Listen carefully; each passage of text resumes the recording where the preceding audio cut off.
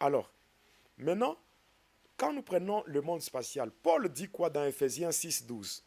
Nous avons à lutter contre les esprits méchants dans le lieu céleste. C'est dans le zère. Après ça, Apocalypse 12, 12. Malheur à la terre et à la mer. La mer. Oui.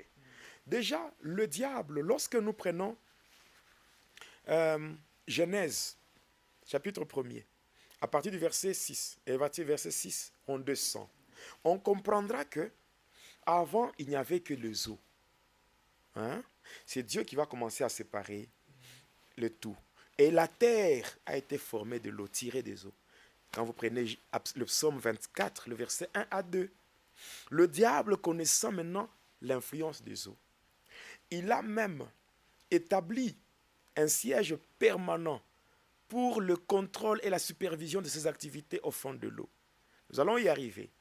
Et il a placé une reine, une déesse, qui prend des appellations. On l'appelle tantôt la reine de la côte. On l'appelle cette dame-là, cette déesse-là, Marie Marguerite. D'autres qui ne savent pas, avec le film par exemple Marie Mar. Prenez seulement Mar.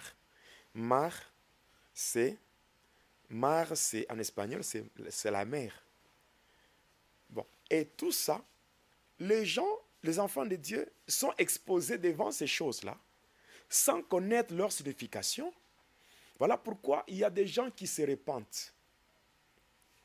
Les gens qui se répandent, qui prient, mais au final, qui se posent des questions.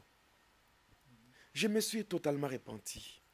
J'ai demandé pardon à Dieu. Mais le malheur ne fait que continuer. Parce qu'il y a d'autres choses que les gens font à cause de l'ignorance.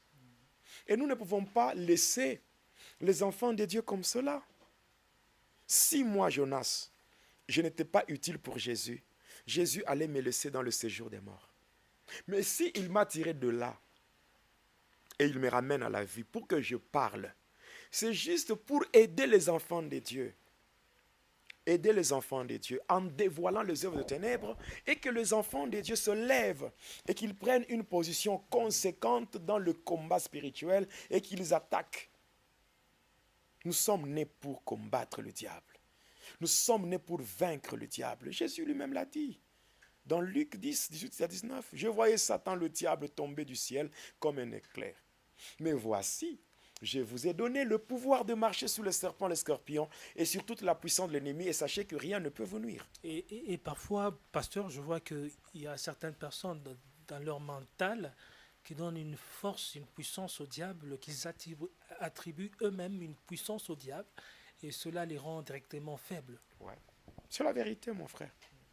C'est la vérité. Donc, en parlant de cette armée-là,